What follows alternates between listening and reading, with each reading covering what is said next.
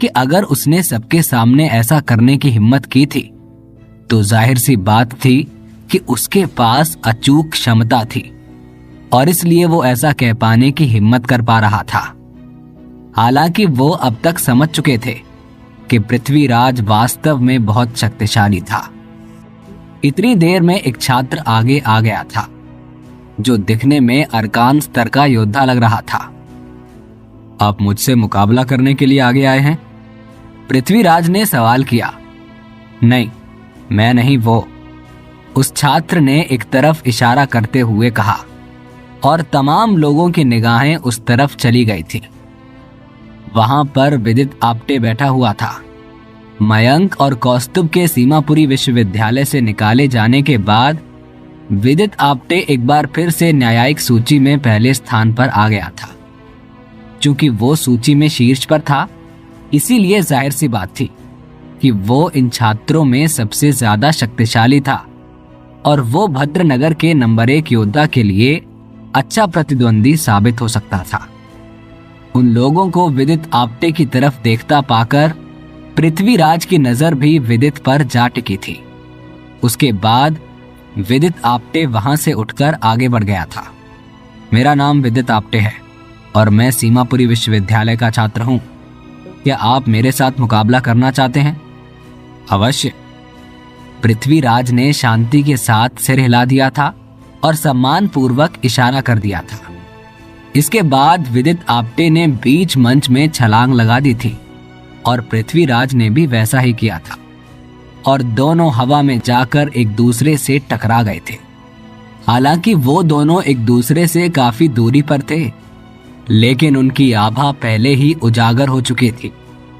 हर कोई हवा में उन दोनों को घूर रहा था। विदित आप्टे अभी भी मयंक के द्वारा अतीत में पीटे जाने का अपमान महसूस कर रहा था।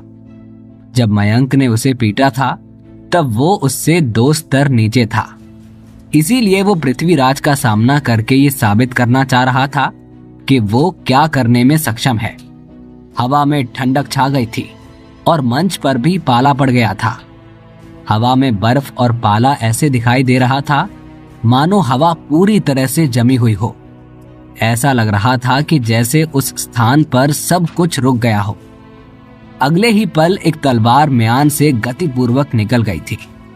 ये एक ठंडी तलवार थी जो पृथ्वीराज की तरफ बहुत तेजी से आई थी। पृथ्वीराज चुपचाप खड़ा ये सब होते हुए देख रहा था। उसका शरीर आंशिक रूप से बर्फ से ढका हुआ था। जब तलवार उसके पास पहुंचने वाली थी तब भी वो अविचलित दिखाई दे रहा था।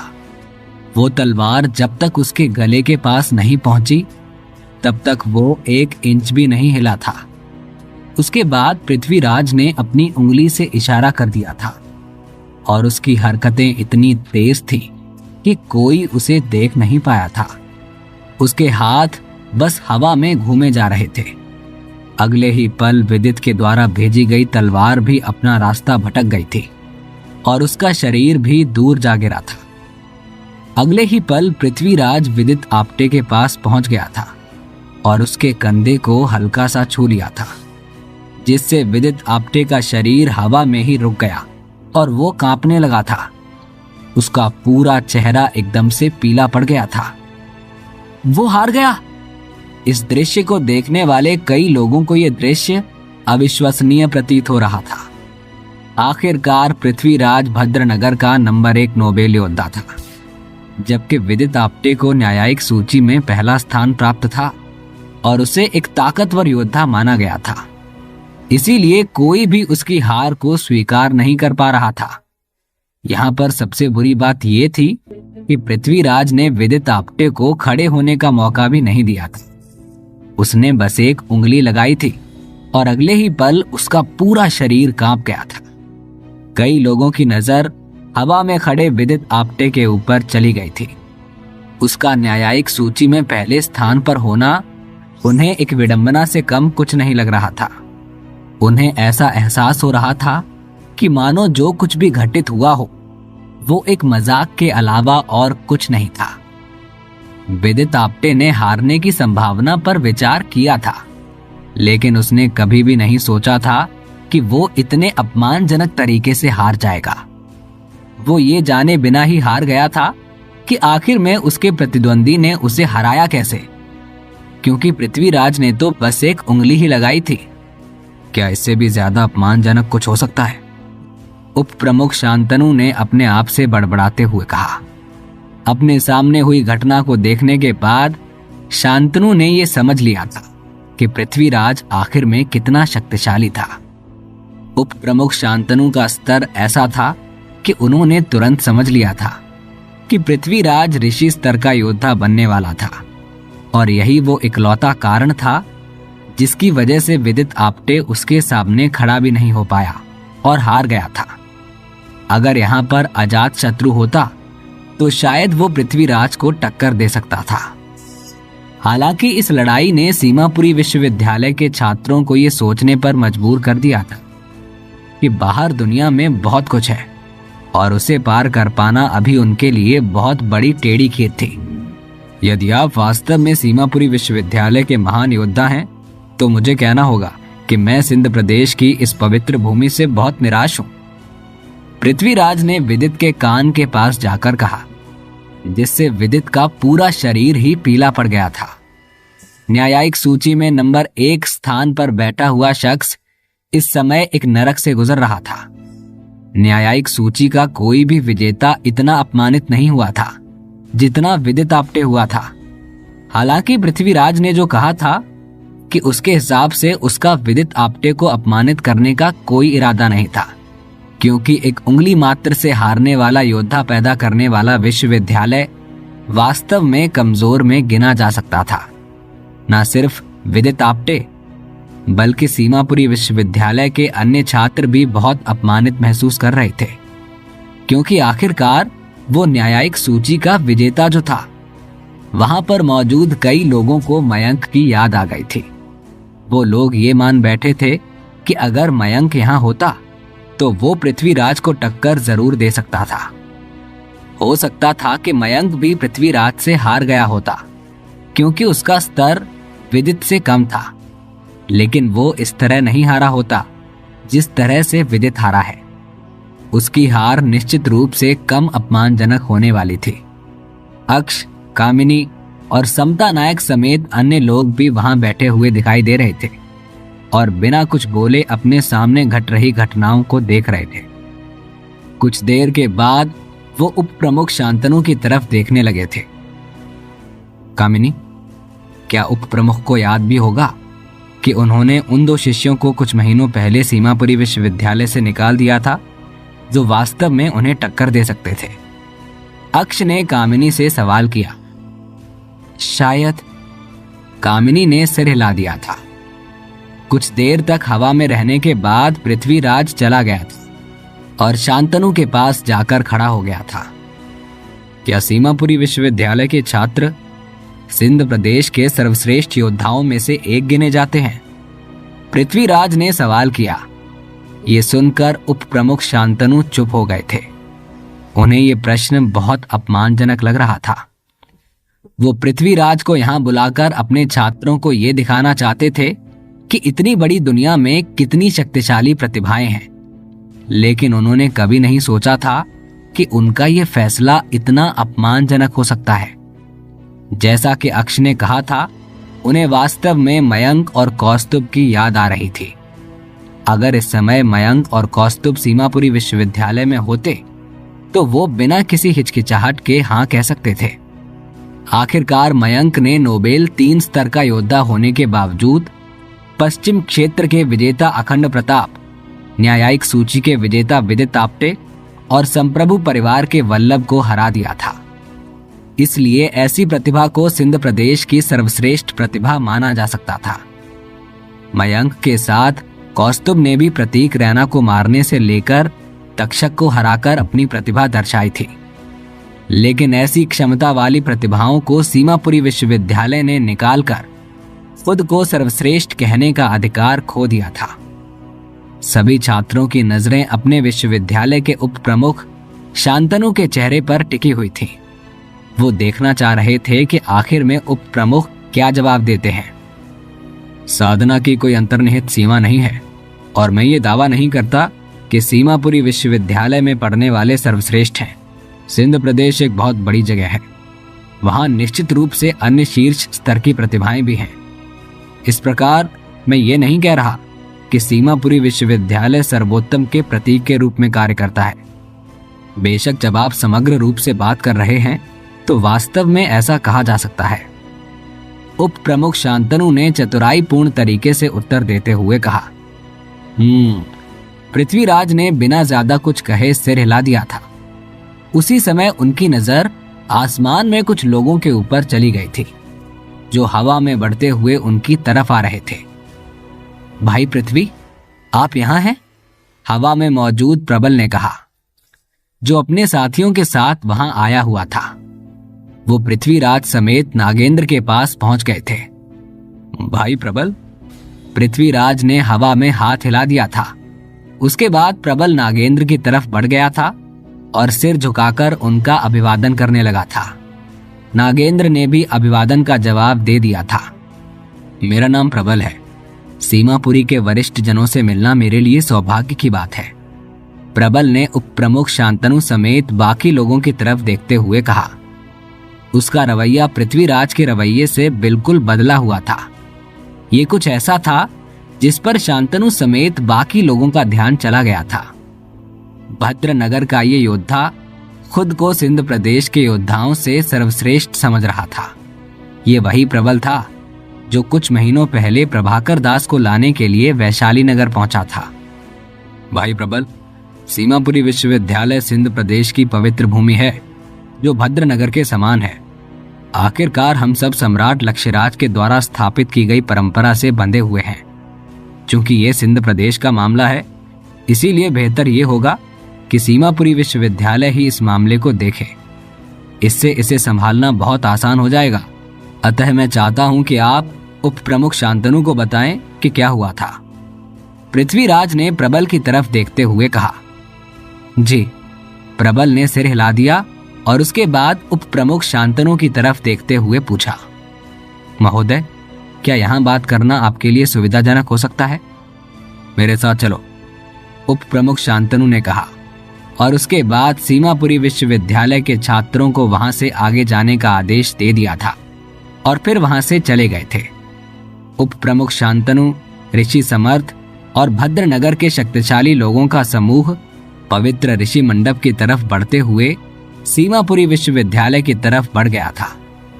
हालांकि भद्रनगर के लोगों ने वहां पर घुसपैठियों की तरह प्रवेश किया था, लेकिन वो अवध प्रदेश से आए हुए थे और उनका दर्जा ऊंचा था, इसीलिए उन्हें पूरा सम्मान दिया गया था। उसके साथ साथ वो लोग सीमापुरी विश्वविद्यालय के छात्रों के सामने श्रेष्ठ साबित हुए थे। इसलिए भी उप प्रमुख शांतनु के पास इस मामले को टालने और उनके साथ सम्मानीय रूप से व्यवहार करने के अलावा और कोई विकल्प नहीं था। उप प्रमुख शांतनु उन्हें सीमापुरी विश्वविद्यालय के मुख्य कक्ष की तरफ ले तो जा रहे थे, लेकिन उनके दिमाग में ये प्रश्न बार बार उछाल मार रहा था कि आखिर में वो लोग वहां क्यों आए थे। उप प्रमुख शांतनु अवध प्रदेश से आए हुए आगंतुकों को लेकर सीमापुरी विश्वविद्यालय के मुख्य कक्ष तक पहुंच गए थे और सबको बैठने के लिए उचित स्थान प्रदान कर दिया गया था। आप लोग अवध प्रदेश से सिंध प्रदेश तक क्यों आए हैं? उप प्रमुख शांतनु ने सवाल किया। उप प्रमुख शांतनु, मुझे यकीन है कि आपने कुछ समय पहले मांझी परिवार के साथ हुई घटना के बारे में सुना ही होगा। मैंने सुना है कि मांझी परिवार के मुखिया ने सीमापुरी विश्वविद्यालय में ही शिक्षा ग्रहण की है। यदि आप हमारी मदद करने को तैयार हैं और उन्हें समझाने को तैयार हैं, तो ये मामला बहुत जल्द खत्म हो जाएगा। प्रबल ने कहा। आपका मतलब प्रभाकर दास से है? उप प्रमुख शांतनु ने सवाल किया। जी, वो लगभग 1 साल पहले मुझे एक संत के खंडर में मिले थे, जिसमें कुछ गुप्त क्षेत्र काफी खतरनाक थे। ऐसे में मैंने उस स्थान की जांच करने के लिए बहुत सारे ऋषियों को आमंत्रित किया था और उसमें से कई अवध प्रदेश के प्रसिद्ध कुलों से थे। प्रभाकर दास भी मुझे उसी के आसपास मिला था और मैंने उसे एक साहसी व्यक्ति समझकर उसके सामने दोस्ती का हाथ बढ़ाया था और वो भी पवित्र अवशेष ढूंढने में मेरी मदद करने लगा था। हमने उस वक्त एक सौदा किया था कि पवित्र अवशेष को जब हम हासिल कर लेंगे तो उसे मेरा बना दिया जाएगा, क्योंकि वो मेरी पवित्र भूमि पर मिला था। प्रबल अतीत में घटी हुई घटना के बारे में बता रहा था और उप प्रमुख शांतनु समेत बाकी लोग उसकी बात को बहुत ध्यान से सुन रहे थे। अवशेष के अलावा और जो भी खजाना हमें उस खंडर में मिलने वाला था वो प्रभाकर दास का होने वाला था, लेकिन मैं उस समय ये आंकने में भूल कर गया कि ये व्यक्ति कितना बड़ा लालची है। अवशेष मिलने के बाद प्रभाकर दास ने अवशेष पर अपना कब्जा कर लिया और उसके बाद वहां पर एक जाल सक्रिय कर दिया था, जिसकी वजह से अन्य सभी ऋषियों की मौत हो गई और फिर वो अपने साथ उस अवशेष को लेकर सिंध प्रदेश में भाग आया। इस समय अवध प्रदेश के कई शीर्ष लोग उसके पीछे हैं, लेकिन हमारे पास खोजने की विशेषता होने की वजह से हम सबसे पहले उसके पीछे आ पाए हैं, प्रबल ने विस्तार पूर्वक बताते हुए कहा। जब उप प्रमुख शांतनु ने ये बात सुनी तो उनके चेहरे का रंग थोड़ा सा बदल गया था।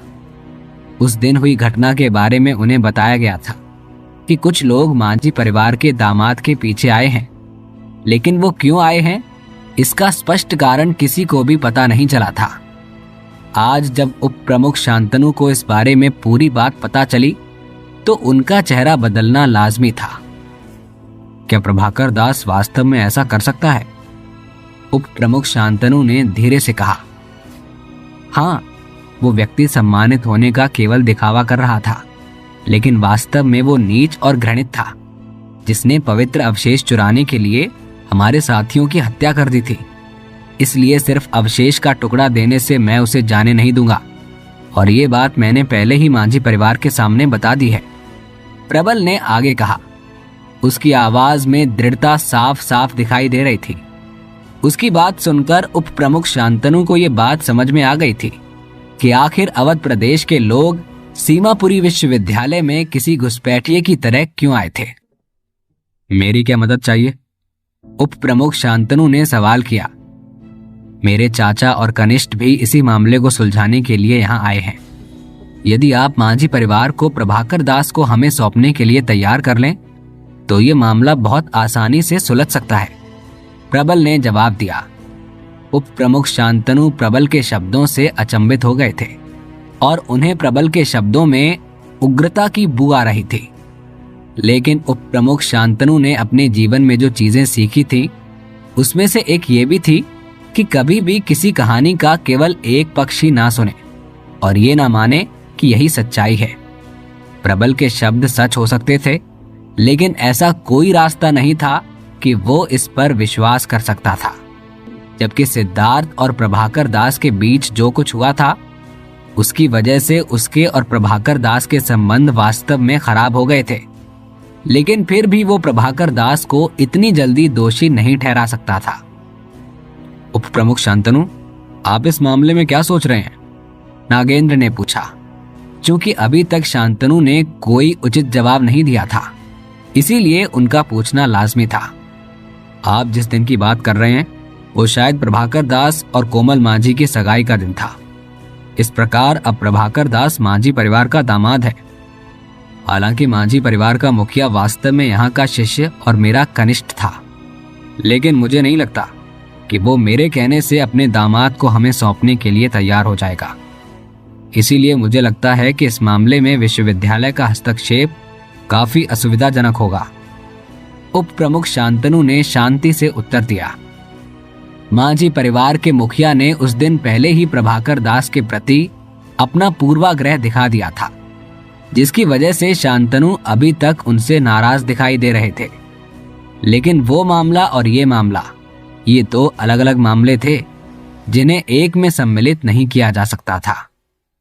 उस समय भद्रनगर के लोग जब प्रभाकर दास को लेने के लिए गए हुए थे तब भी मांझी परिवार के मुखिया ने उन्हें अपने साथ भेजने से साफ मना कर दिया था।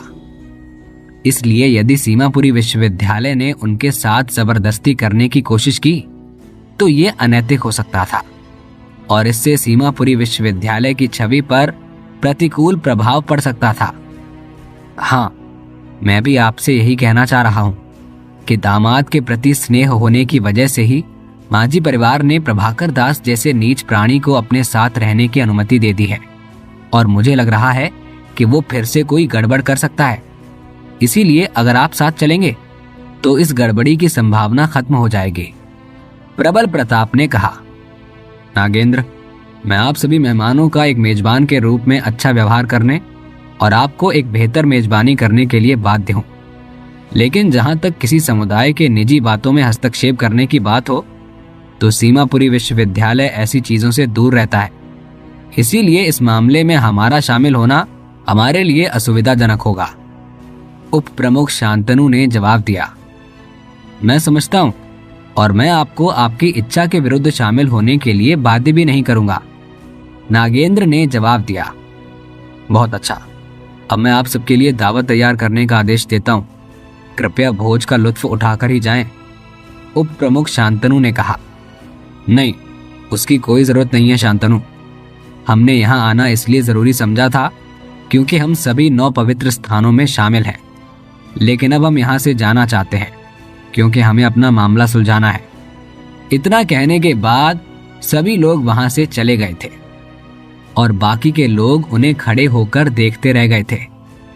जब वो लोग वहां से जा रहे थे तो उप प्रमुख शांतनु और ऋषि समर्थ समेत बाकी लोग खड़े होकर उन्हें देख रहे थे। उनके चेहरों की आभा को देखकर वो काफी असहज महसूस कर रहे थे और विशेष रूप से शांतनु बहुत असहज महसूस कर रहे थे। नागेंद्र को संत स्तर के नीचे के योद्धाओं के सामने अजेय माना जाता था और सभी लोगों ने प्रत्यक्ष देखा भी था कि वो क्या करने में सक्षम थे। वो महान सूची में 9वें स्थान पर था और अगर यहां से माझी परिवार प्रभाकर दास को सौंपने से मना कर देता तो माझी परिवार और नागेंद्र के बीच एक भीषण युद्ध की संभावना बनने जा रही थी। ऐसा लगता है कि माझी परिवार के ऊपर एक गहरा संकट आने वाला है, ऋषि समर्थ ने कहा। अगर माझी परिवार ने उनका अनुरोध स्वीकार करने से मना किया तो अवश्य ही उन्हें ऐसी परिस्थितियों से गुजरना पड़ेगा, उप प्रमुख शांतनु ने कहा। वो इस बात को जानते थे कि सभी 9 राज्यों का आधार संतों के ऊपर टिका हुआ है और इसीलिए वो सिंध प्रदेश में यथाशीघ्र संत स्तर का योद्धा पैदा करना चाहते थे। यदि सीमापुरी विश्वविद्यालय में इस समय संत स्तर का कोई योद्धा होता तो भद्रनगर के लोगों की इतना अशिष्ट व्यवहार करने की हिम्मत ही ना होती जितना वो दिखाई दे रहे थे। दूसरी तरफ भद्रनगर का समूह सीमापुरी विश्वविद्यालय की सीमा से आगे निकल गया था और वो तेजी से वैशाली पर्वत की तरफ बढ़ रहे थे। सिंध प्रदेश की हालत इतनी खराब है, उसके बाद भी आपके रहते हुए शांतनु ने असहयोग करने की हिम्मत दिखाई है। चाचा जी, इस बात का मुझे काफी आश्चर्य हो रहा है, प्रबल ने नागेंद्र से कहा। यह सामान्य है, पवित्र भूमि से आने वाले लोगों का अपना गौरव है। वहां जो कुछ भी हुआ है वो मेरी उम्मीदों के अनुरूप हुआ है, नागेंद्र ने जवाब दिया और उनका जवाब बाकी सभी लोगों के लिए थोड़ा सा चौंकाने वाला था। यदि आप इस बात को जानते थे कि ऐसा हो सकता है, फिर आपने सबसे पहले उनके पास जाने की जहमत क्यों उठाई? प्रबल ने सवाल किया। माझी परिवार के मुखिया ने सीमापुरी विश्वविद्यालय से स्नातक की उपाधि ग्रहण की है और वो अभी भी सिंध प्रदेश में है।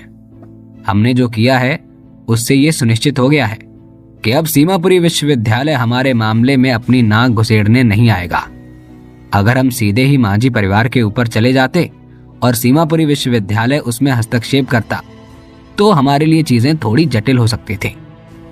लेकिन शांतनु ने अब इससे बाहर रहने के बारे में सुनिश्चित करके हमें अपना काम बेरोक टोक करने की अनुमति दे दी है, नागेंद्र ने समझाते हुए कहा। आप महान सूची के शीर्ष 10 योद्धाओं में से एक हैं चाचा श्री, और उसके बाद भी आप एक खस्ता हाल पड़े सिंध प्रदेश के बारे में सोचते हैं। क्या वास्तव में आपको इसके बारे में चिंता करने की जरूरत है? प्रबल ने अनमने ढंग से पूछा।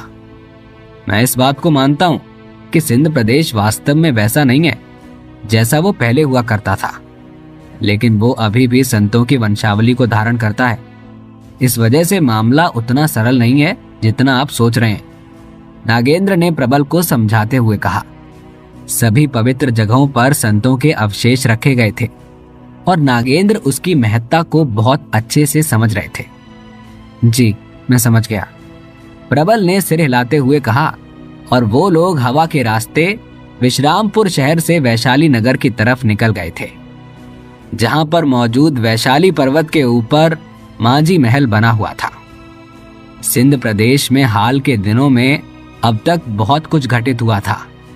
सिद्धार्थ और कोमल की सगाई की घटना से लेकर अवध प्रदेश के लोगों का प्रभाकर दास को लेने जाना, मयंक की हत्या का प्रयास और उसके बाद वानर समुदाय का उपद्रव, इन सभी चीजों ने पूरे सिंध प्रदेश को हिलाकर रख दिया था। सिंध प्रदेश के लोगों को अंदर ही अंदर ये महसूस हो रहा था कि ये सब किसी बड़ी घटना होने का संकेत था और जल्द ही वो बड़ी घटना होने वाली थी। लेकिन कोई भी ये अनुमान नहीं लगा पा रहा था कि वास्तव में क्या होने वाला है। मांझी परिवार के मुखिया अभी अपने हवा महल में ध्यान केंद्रित किए हुए बैठे थे और वैशाली पर्वत अपनी नियमित क्रिया पर था कि तभी अचानक से उनकी आंख खुल गई थी और उनके चेहरे का रंग बदल गया था। उन्हें अपने शहर पर होने वाले हमले का पूर्वानुमान हो चला था। मांझी परिवार के मुखिया भंवर के केंद्र में फंस गए थे। इस तरह के अनुमान में उनकी जागरूकता बाकी लोगों से काफी तेज थी। उसके अलावा उन्होंने मयंक को भी जब उस दिन अपना प्रदर्शन करते हुए देखा था तो वो समझ गया था कि वास्तव में कुछ और है, और उन्हें इस बात का एहसास हो गया था कि सिंध प्रदेश के शांतिपूर्ण दिन बहुत जल्द खत्म होने वाले हैं। अतीत में जब जब मयंक जैसी क्षमता की प्रतिभाएं उभरी हैं, तब तब उसके पीछे कई बड़ी घटनाएं हुई हैं। इसके अलावा उनके शहर से भद्रनगर की ऊर्जा का दबाव खत्म नहीं हुआ था। इसीलिए वो इस बात को भली भांति जानते थे कि भद्रनगर के लोग बहुत जल्द उनके ऊपर हमला करेंगे। आंख खुलने के बाद उनकी नजर दूर तक चली गई थी और उन्हें इस बात का अंदाजा हो गया था कि जिसे आना था आखिरकार वो आ गया था। लेकिन वो अभी इस बारे में कोई अनुमान नहीं लगा पा रहे थे कि आने वाला व्यक्ति वास्तव में कितना शक्तिशाली था। इधर लोगों का एक समूह वैशाली पर्वत के ऊपर उतर गया था और अगले ही क्षण एक दम घोटू दबाव ने पूरे वैशाली पर्वत को घेर लिया था।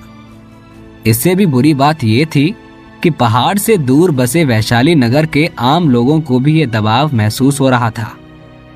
उन लोगों की नजरें वैशाली पर्वत की तरफ चली गई थीं और वो हवा में ऊंची और शक्तिशाली आकृतियां देख रहे थे। ऐसा होने का एहसास होते ही मांझी परिवार के लोग भी बाहर चले आए थे और भद्रनगर के लोगों के ऊपर अपनी निगाहें गड़ा दी थी। उनमें से अधिकतर लोग समझ गए थे कि वहां क्या होने वाला है, क्योंकि उन्होंने प्रबल को पहले भी देख रखा था। क्या हमारे ऊपर किसी तरह का संकट आने वाला है? मांझी परिवार के एक सदस्य ने सवाल किया। पता नहीं, हो भी सकता है और नहीं भी हो सकता है, उसके बगल में खड़े एक युवक ने जवाब दिया। क्या ये प्रभाकर दास की वजह से है? उसने अगला सवाल किया। हाँ, लग तो यही रहा है, युवक ने जवाब दिया। प्रभाकर दास भी चंद्र महल में अपना प्रशिक्षण कर रहा था और जैसे ही उसने दबाव को महसूस किया कि उसने अपना प्रशिक्षण रोक लिया था और आकाश की ओर देखने लगा था। जिसे आना था आखिरकार वो आ ही गया। मैं जानता था कि ये होकर रहेगा, प्रभाकर दास ने बुदबुदाते हुए कहा। उसे अतीत में घटी उस घटना की याद आ गई थी जिसके बारे में प्रबल ने उप प्रमुख शांतनु को बताया था। सत्यता ये थी कि उन ऋषियों को प्रबल ने मारा था और प्रभाकर दास उस नरसंहार से बचा हुआ इकलौता साधक था। इसलिए जब तक प्रबल उसको मार नहीं देता तब तक वो रुकने वाला नहीं था। भद्रनगर अवध प्रदेश की एक पवित्र भूमि थी और प्रबल वहां के शक्तिशाली लोगों में से एक था जिसे पुत्र की उपाधि मिली हुई थी। प्रबल ही वो इंसान था जिसने अवशेष के लिए तमाम संतों की हत्या की थी। उनमें से प्रसिद्ध कुलों के कुछ शक्तिशाली लोग भी शामिल थे और यदि ये जानकारी बाहर चली जाती कि ये हत्याएं प्रबल ने की है तो जाहिर सी बात थी कि इससे भद्रनगर की प्रतिष्ठा को नुकसान पहुंचने वाला था। और प्रबल की पुत्र स्थिति में बदलाव आ सकता था। इसीलिए प्रबल उसे मारने के लिए ढूंढ रहा था। हालांकि प्रभाकर दास को यह बात अच्छे से पता थी कि प्रबल ने इस मामले में बहुत झूठ बोला होगा और उसे खलनायक बनाने की कोशिश की होगी। इसीलिए वो लोग उसे मारने आए होंगे। लेकिन वो सच्चाई सबके सामने लाने की तैयारी कर रहा था और इसीलिए उसने किसी को भी अपने भागने का कारण विस्तार पूर्वक नहीं बताया था, क्योंकि वो जानता था कि अगर केवल प्रबल ही उसे मारने के लिए ढूंढ रहा है तो अब भी उसके पास अपनी जान बचाने की बहुत गुंजाइश थी। हालांकि एक डर और भी था कि अगर वो बात को साबित नहीं कर पाया तो उसके ऊपर भद्रनगर की प्रतिष्ठा को नुकसान पहुंचाने का आरोप भी लग सकता है और बहुत सारे लोग उसकी जान के दुश्मन बन सकते थे। प्रभाकर अभी इन्हीं सभी चीजों के बारे में सोच ही रहा था कि इतनी देर में कोमल मांझी उसके पास आ गई और उसने प्रभाकर दास का हाथ पकड़ लिया था। प्रभाकर, इसके बारे में ज्यादा चिंता करने की जरूरत नहीं है। यदि पिताजी ने तुम्हें रहने की अनुमति दी है तो जरूर उनके पास इस मुश्किल से बाहर निकलने का कोई तरीका होगा, कोमल ने समझाते हुए कहा। कहना आसान है कोमल, लेकिन करना बहुत मुश्किल है, प्रभाकर दास ने जवाब दिया। और तभी उसकी नजर मांझी परिवार के मुखिया के ऊपर चली गई थी। वो हवा में पहुंच गए थे।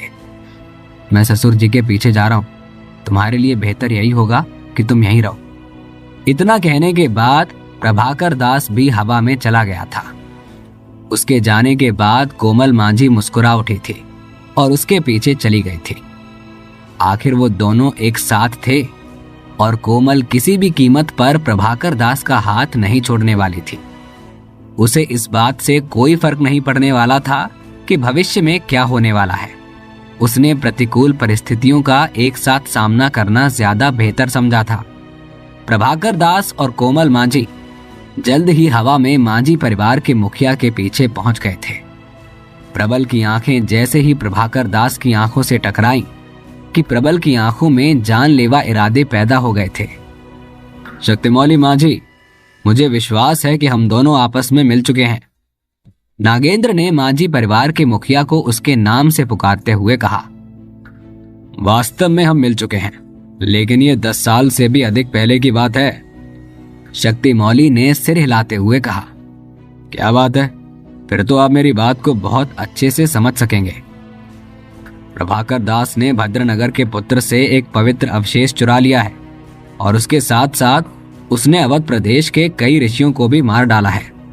इसलिए मैं उसे अपने साथ ले जाने के लिए आया हूं, नागेंद्र ने ज्यादा इधर उधर की बात ना करते हुए कहा। उसकी सशक्त आवाज पूरे वैशाली पर्वत पर गूंज गई थी। मैंने प्रभाकर दास को इस बारे में बात करते हुए सुना है और वैसे भी संतों के खंडर से कोई भी अवशेष ले जाने के लिए स्वतंत्र है। यदि वो अवशेष प्रभाकर दास के हाथों में पड़ गए तो निश्चित रूप से वो उसके हो गए थे।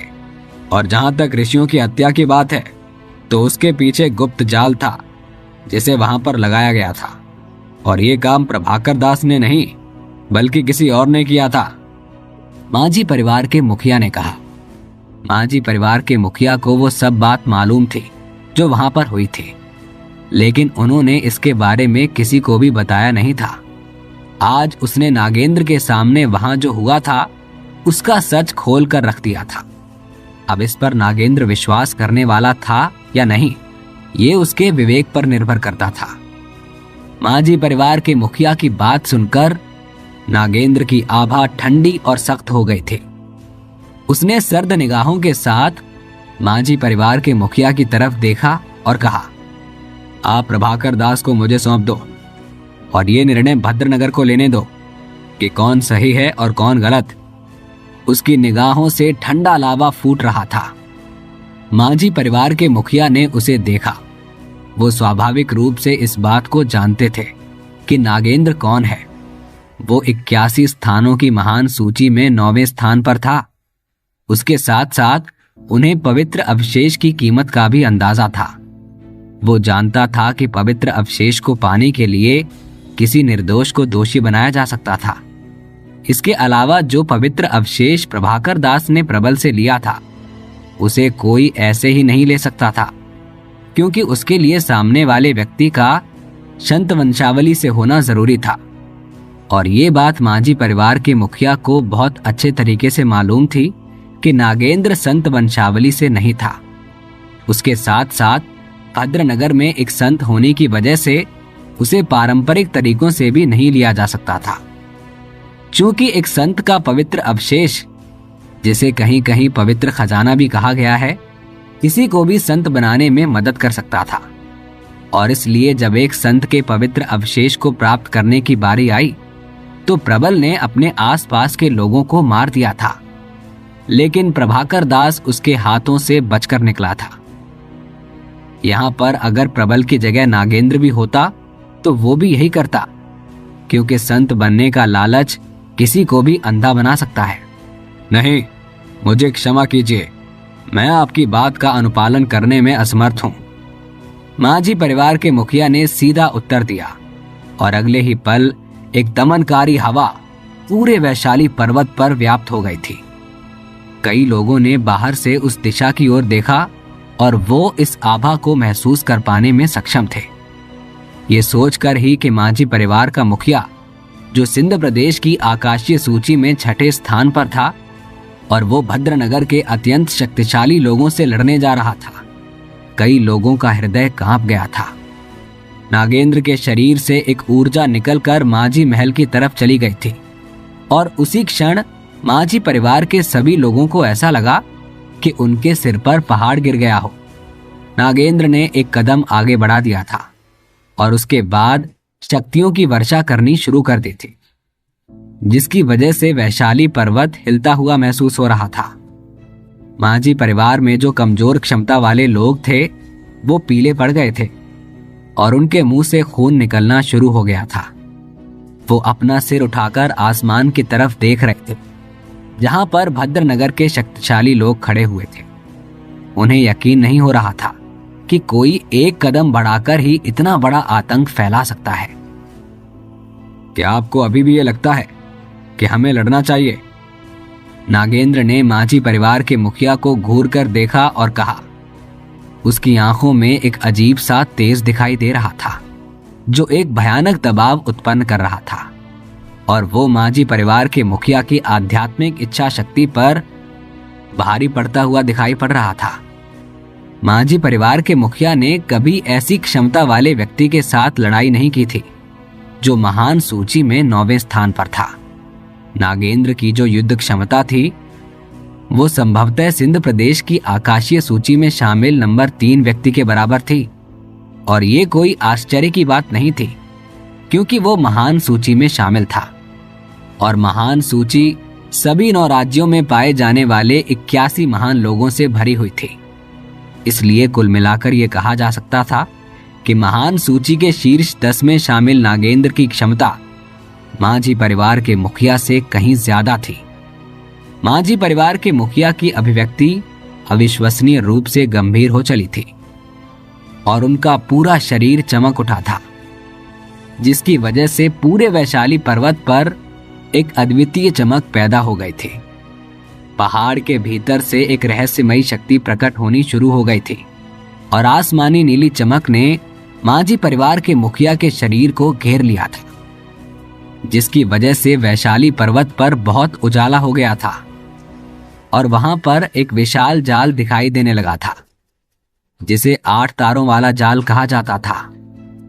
हाँ, मुझे यकीन है, मांझी परिवार के मुखिया ने गर्व के साथ उत्तर दिया और फिर वो आगे बढ़ चले थे। उन्हें आगे आता देखकर भद्रनगर के योद्धा थोड़े चकित हो गए थे। मांझी परिवार के मुखिया ने नागेंद्र की चुनौती को स्वीकार कर लिया था। उन्होंने 8 तारों वाला जाल पैदा कर दिया था और अगले ही पल उनके चारों ओर एक छवि प्रकट हो गई थी, जो बिजली की छाया में बदल गई थी। वो बहुत तेजी से आगे बढ़ रहे थे और अगले ही पल वो पूरा जाल मांझी परिवार के मुखिया की छाया से भर गया था। मांझी परिवार के मुखिया ने उच्च कोटि के ऋषि के रूप में जो हासिल किया था, उसकी वजह से उनका आसानी से पीछे हटने का कोई इरादा नहीं था, जबकि उन्हें इस बात का पहले से पता था कि आखिर में भद्रनगर के लोग प्रभाकर दास का पीछा करते हुए वहां तक क्यों आए थे, और इसके बाद भी उन्होंने अपनी बेटी की सगाई प्रभाकर दास के साथ की थी, तो जाहिर सी बात थी कि उन्हें इस मामले को सुलझाने का तरीका मालूम था। मांझी परिवार के मुखिया के चेहरे पर फैली हुई दृढ़ता को देखकर भद्रनगर के लोग समझ गए थे कि मांझी परिवार के मुखिया इतनी आसानी से हार मानने वाले नहीं हैं। जैसे ही मांझी परिवार के मुखिया की आभा नागेंद्र के पास पहुंची कि उसे एक अजीब सी शक्ति का एहसास हुआ। पवित्र अवशेष? नागेंद्र को पता चल चुका था कि मांझी परिवार के पास किसी संत का पवित्र अवशेष है। हालांकि मांझी परिवार के मुखिया उनकी शक्तियों को अपने अंदर समाहित करने में असमर्थ थे, लेकिन वो फिर भी उनसे शक्तियां उधार ले सकते थे, और वहीं से उन्होंने 8 तारों वाले जाल को उधार लिया था, जिसने पूरे वैशाली पर्वत को अपने संरक्षण में ले लिया था। मांझी परिवार के मुखिया ने अपना हाथ आगे बढ़ा दिया था, और उनके जितने भी प्रतिरूप बने हुए थे वो सब के सब उनके पीछे आ गए, और अगले ही पल हर छाया से निकली हुई बिजली की शक्ति से पूरा आसमान चमक उठा था, और उसकी चपेट में भद्रनगर के लोग भी आ गए थे। वो विनाशकारी बिजली मौत देने वाले झटके पैदा कर रही थी, जिसकी वजह से अनेक शक्तिशाली लोगों ने ये महसूस किया कि उनकी आध्यात्मिक ऊर्जा हिलोरे मार रही थी। आकाश अत्यंत विनाशकारी आध्यात्मिक हमलों से भर गया था। ये वास्तव में आपदा जैसा दिखाई देने लगा था। ये दृश्य देखकर कोई भी इस बात को स्पष्ट कर सकता था कि वहां पर जो कुछ भी हुआ था वो नागेंद्र ने जो पहले किया था उसका प्रतिरोध था। शक्तिमौली मांझी को ऐसा करते देखकर नागेंद्र ने भी अपना कदम आगे बढ़ा दिया था, और हवा में प्रतिमाएं पैदा हो गई थी। वो 8 तारों वाले जाल के ऊपर अपनी शक्तियां गिराने लगी थी, और अगले ही पल वो जाल एक विस्फोटक आवाज के साथ फट गया था। उसी समय नागेंद्र हवा में गायब हो गया था, और नीचे मौजूद लोग उसकी हरकतों को देख नहीं पा रहे थे। उसका कहीं भी नामो निशान नहीं था। ऐसा लग रहा था कि जैसे उसका अस्तित्व ही गायब हो गया हो। फिर अचानक से वो मांझी परिवार के मुखिया के सामने प्रकट हो गया, और उसके बाद अपनी मुट्ठी भींचकर उसने उनकी तरफ मुक्का चला दिया था। उसकी मुट्ठी के चारों ओर ईश्वरीय जादू दिखाई दे रहा था, जो स्वर्ग और पृथ्वी को हिलाने में सक्षम था। शक्तिमौली मांझी ने उस मुक्के का जवाब मुक्के से ही दिया था, और जैसे ही दोनों मुक्के आपस में टकराए कि बूम की आवाज के साथ पहाड़ हिल गया था, और एक अंतहीन रोशनी प्रकट हो गई थी जो आसमान की तरफ चली गई थी। उसकी चमक से मांझी परिवार के मुखिया का चेहरा चमक उठा था, और उनका काला लबादा और काले बाल साफ साफ दिखाई देने लगे थे। अगले ही पल बूम की आवाज के साथ मांझी परिवार के मुखिया की सारी परछाइयां गायब हो गई थी, और नागेंद्र फिर से अपने स्थान पर वापस आ गया था। ऐसा लग रहा था कि जैसे वो अपनी जगह से कभी हिला ही नहीं था। मुझे इससे पवित्र अवशेष लेना होगा। इसके तहत काम करना किसी भी सुरक्षा को अभेद बना देता है। नागेंद्र ने मांझी परिवार के मुखिया को देखा और कहा, एक संत का पवित्र अवशेष किसी को भी मारे जाने से बचाने और उसकी जीत की सुनिश्चितता की गारंटी प्रदान कर देता है। मांझी परिवार के बाकी सदस्य वैशाली पर्वत के ऊपर हवा में हो रही इस लड़ाई को नीचे से देख रहे थे, और नागेंद्र की अपार शक्ति को महसूस कर पा रहे थे, क्योंकि वो एक पवित्र अवशेष की शक्तियों के खिलाफ खुद को अच्छी तरह से खड़ा करने में सक्षम था। उनमें से कुछ लोगों के लिए यह दृश्य पहली बार था जहां से उन्हें पवित्र अवशेष की शक्ति का पता चला था। ऐसा कहा जा रहा था कि यह वही अवशेष था जिसे श्वेत शहर के स्वामी मांझी परिवार से लेना चाहते थे, और इसीलिए उन्होंने सिद्धार्थ और कोमल मांझी की शादी करवाने की ठान रखी थी। सिद्धार्थ के अंदर ये प्रतिभा थी कि यदि वो सीमापुरी विश्वविद्यालय के दिव्य पथ पर मांझी परिवार के अवशेषों के साथ चलने में सक्षम हो जाते तो वो संतों के शिखर तक पहुंच सकते थे और शक्तिशाली संतों में दूसरा स्थान पा सकते थे। चूंकि सिद्धार्थ के अंदर संत बनने की प्रबल क्षमता थी, इसीलिए सिंध प्रदेश की तमाम हस्तियां इस शादी के लिए जोर दे रही थीं। आप प्रभाकर दास को नहीं ले जा पाएंगे, इसीलिए मैं आप सभी को सलाह देता हूं कि आप लोग जहां से आए हैं वहीं लौट जाएं। मांझी परिवार के मुखिया ने नागेंद्र को देखा और कहा, फिलहाल तो मैं यहां से जा रहा हूं, लेकिन मैं जिसके लिए यहां आया हूं, मैं बिना उसे अपने साथ लिए हुए यहां से नहीं जाऊंगा। नागेंद्र ने मांझी परिवार के मुखिया की तरफ देखा और कहा, और उसके बाद वो अपने समूह की तरफ मुड़ गए थे। चलो चलें। नागेंद्र की बात सुनकर भद्रनगर का समूह थोड़ा सा विचलित हो गया था। प्रबल की घूरती हुई नजरें मांझी परिवार के मुखिया और प्रभाकर दास को घूर रही थी।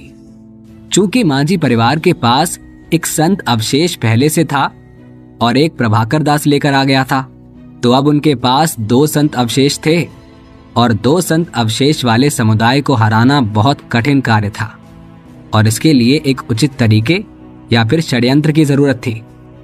पूरी लड़ाई के दौरान पृथ्वीराज बहुत शांत दिखाई दिया था।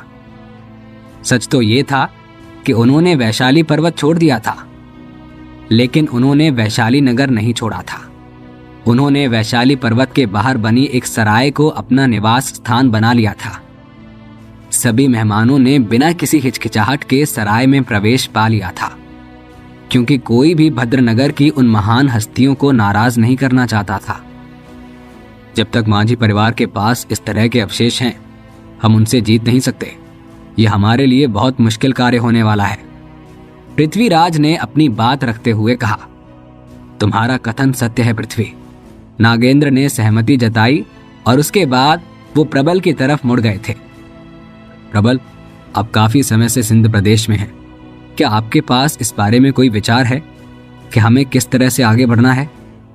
नागेंद्र ने प्रबल से सवाल किया। हालांकि उनके लिए संघर्ष के साथ उन अवशेष को छीनने का एक विकल्प बचा हुआ था, लेकिन वो फिर भी अपनी ऊर्जा को कहीं और खपाने के बजाय इस चीज पर ध्यान दे रहे थे कि इस मामले को जल्द से जल्द कैसे सुलझाया जा सकता है। जिस दिन मैं प्रभाकर दास से मिला था, वो उसकी सगाई की दावत नहीं, बल्कि श्वेत शहर के मुखिया परमदेव के बेटे सिद्धार्थ और कोमल मांझी की सगाई की दावत थी। सीमापुरी विश्वविद्यालय ने मांझी परिवार के अवशेष को पाने के लिए ही उन दोनों की सगाई करानी चाहिए थी, लेकिन उस दिन प्रभाकर दास ने यहां पहुंचकर दुल्हन चुरा ली और अंत में सिद्धार्थ को हार माननी पड़ी थी। प्रबल ने उस दिन घटी घटना का जिक्र करते हुए कहा, यह सबको पता है प्रबल। क्या तुम कुछ ऐसी बात बता सकते हो कि जो हमारे काम आ सके? नागेंद्र ने बात काटते हुए कहा, हाँ, ये घटना होने के बाद श्वेत शहर के मुखिया परमदेव, जो सिंध प्रदेश की आकाशीय सूची में 4थे स्थान पर हैं, काफी निराशा महसूस कर रहे हैं। उनकी और मांझी परिवार के मुखिया की कुछ बातचीत भी हुई थी, जिससे उनकी नाराजगी साफ साफ झलककर सामने आई थी। प्रबल ने विस्तार पूर्वक बताते हुए कहा, तो सिद्धार्थ ही वो साधक था जो सिंध प्रदेश की आकाशीय सूची में 10वें स्थान पर था, और ऐसा माना जा रहा था कि उसके पास संत बनने की बृहद क्षमता है। नागेंद्र ने अपने माथे पर हाथ फेरते हुए कहा, जाहिर सी बात थी कि इतना बड़ा योद्धा होने की वजह से उसे सिंध प्रदेश के बारे में कुछ बातें मालूम थी। हाँ, वास्तव में प्रबल ने अपना सिर हिला दिया था। ऐसा लगता है कि सीमापुरी विश्वविद्यालय एक संत को पैदा करने के लिए बहुत बेताब है। चूंकि श्वेत शहर के स्वामी सिद्धार्थ के पिता हैं, इसीलिए उनके अंदर भी अपने बेटे को संत बनाने की इच्छा रखना स्वाभाविक होगा। नागेंद्र ने मुस्कुराते हुए कहा, और वो उसके बाद आगे बोला, प्रबल, तुम श्वेत शहर जाओ और उन्हें बताओ कि जब हमारा काम हो जाएगा तो हम सिद्धार्थ की देखभाल करने में मदद करेंगे, और जब वो संत बनने की यात्रा पर जाएगा और यदि वो अपर्याप्त होगा तो मांझी परिवार का अवशेष उसे दे दिया जाएगा। नागेंद्र का दिमाग अब एक नई साजिश रचने लगा था। वो सिंध प्रदेश की एक शक्ति को मात देने के लिए दूसरी शक्ति का इस्तेमाल करने जा रहा था। प्रबल ने तुरंत ही अपने कुछ लोगों के साथ वैशाली नगर छोड़ दिया था और सीधे श्वेत शहर की तरफ चल पड़ा था। रास्ते में वो अपने साथियों को प्रभाकर दास के कथित अपराधों के बारे में भी बता रहा था।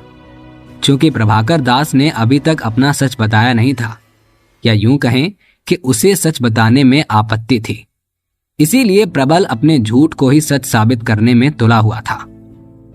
ये खबर जल्द ही दूर दूर तक फैल गई थी। प्रबल से मिलने के बाद परमदेव ने श्वेत शहर छोड़ दिया था और वो जल्द ही वैशाली नगर की तरफ रवाना हो गया था।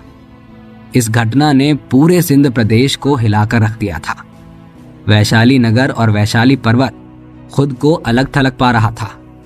उसकी नाक के नीचे सेनाएं एकत्रित होना शुरू हो गई थी, जिससे वो खुद को संकट में देख पा रहे थे। उन्हें ऐसा एहसास होने लगा था कि उनका साम्राज्य बहुत ही जल्द ढह सकता है। मयंक इस समय कंचनजंगा पर्वत पर अपने प्रशिक्षण पर ध्यान केंद्रित किए हुए था। उसका लक्ष्य जल्द से जल्द ऋषि स्तर का योद्धा बनने का था और इसीलिए उसने खुद को ऋषि स्तर के नियमों को समझने में समर्पित कर दिया था, जिससे कुछ समय में ही उसकी अच्छी प्रगति हुई थी।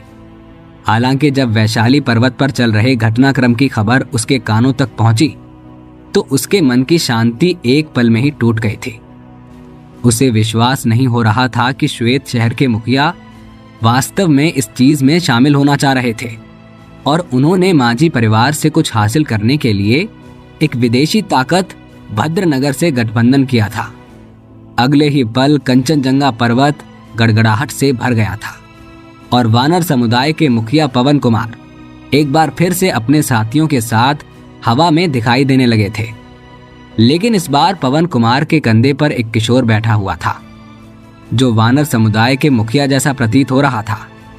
और वो किशोर मयंक था, जो अपने तीसरे भाई और दूसरी बहन के ऊपर हमले की खबर सुनने के बाद फिर से मैदान में उतर आया था, अपनी ताकत दिखाने के लिए और अपने परिवार को बचाने के लिए।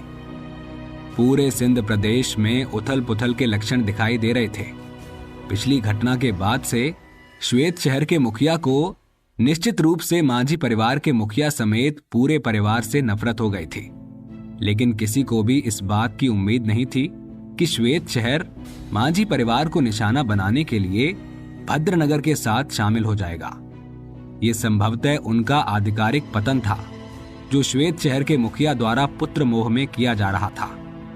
श्वेत शहर के मुखिया और माझी परिवार के मुखिया दोनों एक ही समय में सीमापुरी विश्वविद्यालय के प्रतिभाशाली छात्र थे, लेकिन अब युवा पीढ़ी की शादी के कारण एक दूसरे के विरोध में खड़े हुए थे और केवल एक शादी के कारण इन दोनों में दुश्मनी पैदा हो गई थी। ये सुनकर ही कई लोगों की आह निकल गई थी। वैशाली पर्वत पर इस समय बहुत गंभीर स्थिति दिखाई दे रही थी। किसी भी गुट ने वैशाली नगर में हस्तक्षेप करने की हिम्मत नहीं दिखाई थी। यहाँ तक कि जो गुट माझी परिवार से संबंधित थे, वो भी केवल दूर से ही देख रहे थे। उनके पास इतनी ताकत नहीं थी कि वो माझी परिवार की तरफ से भद्रनगर और श्वेत शहर जैसी ताकतों के सामने खड़े हो सके। परमदेव अपनी सेना के साथ वैशाली नगर पहुंच गए थे, लेकिन भद्रनगर के साथ मिलकर उसने तुरंत ही वैशाली पर्वत पर हमला नहीं किया था, क्योंकि माझी परिवार के मुखिया के पास एक संत स्तरीय रक्षात्मक उपकरण था। इसीलिए उनसे निपटना इतना आसान भी नहीं था। हालांकि जब से वो वैशाली नगर में पहुंचे थे, तब से वो माझी परिवार के ऊपर दबाव डालने की कोशिश कर रहे थे, जिसकी वजह से माझी परिवार आंतरिक रूप से भी परेशानी में था, क्योंकि बहुत से लोग माझी परिवार के मुखिया के अतीत में लिए गए फैसले पर सवाल उठा रहे थे, जब उन्होंने कोमल और प्रभाकर दास की शादी का ऐलान किया था। सिंध प्रदेश के पूर्वी क्षेत्र के कुंभ शहर में बने हुए कुंभ महल में सन्नाटा फैला हुआ था। कुंभ शहर के मुखिया पुष्यमित्र शुंग को वैशाली नगर में फैली अशांति के बारे में पूरी जानकारी थी। उन्होंने स्थिति का जायजा लेने के लिए अपने कुछ आदमियों को भी भेज रखा था। लेकिन आज विशेषज्ञों का एक समूह वहां पर अचानक से प्रकट हो गया था। विशाल सुनहरे वानरों का झुंड वहां पर आ गया था और मयंक उस समूह के आगे कूद गया था। जब पुष्यमित्र ने अपने सामने आई उन आकृतियों को देखा तो उनके चेहरे पर संदेह की अभिव्यक्ति प्रकट हो गई थी।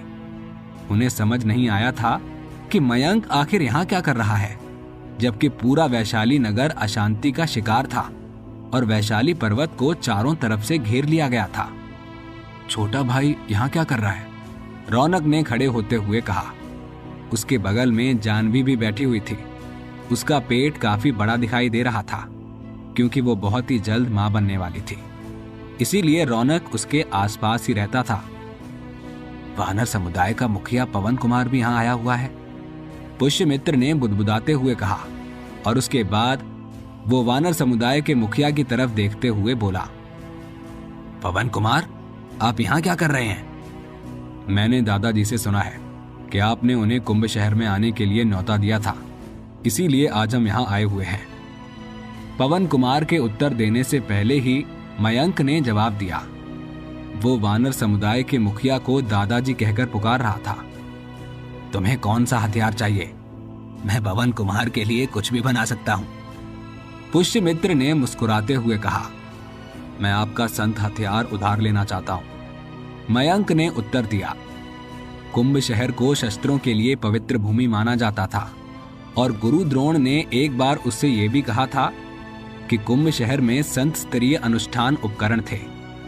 मयंक के मुंह से इतना सुनते ही पुष्यमित्र के चेहरे पर एक अजीब सा भाव उभर आया था। सिंध प्रदेश में संत स्तर के हथियारों की संख्या बहुत कम थी, इसलिए इसे बहुमूल्य वस्तुओं में से एक गिना जाता था। मयंक ने एक संत उपकरण उधार मांगा था, जो सुनने में काफी हास्यास्पद लग रहा था। भले ही रौनक इसके लिए दबाव डाल दे, लेकिन पुष्यमित्र यह हथियार मयंक को नहीं दे सकते थे। मयंक, आपको समझना चाहिए कि संत उपकरण का मतलब क्या है। पुष्यमित्र ने मयंक को देखते हुए कहा। जिस तरह से भद्रनगर के लोग वैशाली नगर में संत अवशेष के लिए आए थे, वैसे ही मयंक संत उपकरण लेने यहां पहुंचा हुआ था। वो दोनों संत स्तरीय अनुष्ठान उपकरण थे, ना कि ऐसे उपकरण जो संतों के द्वारा प्रयोग में लाए जाते थे। इनकी मारक क्षमता बेहद तीव्र हो सकती थी। आपको मेरे और चौथे भाई रौनक के रिश्तों के बारे में बखूबी पता है, इसीलिए इस मामले को निपटाने के लिए मैं बाद में आपको यह हथियार लौटा दूंगा और इसके बदले में मैं वानर समुदाय के स्वर्ग के 81 हमलों की तकनीक आपके साथ साझा करने को तैयार हूं। इस मामले में आप क्या सोचते हैं?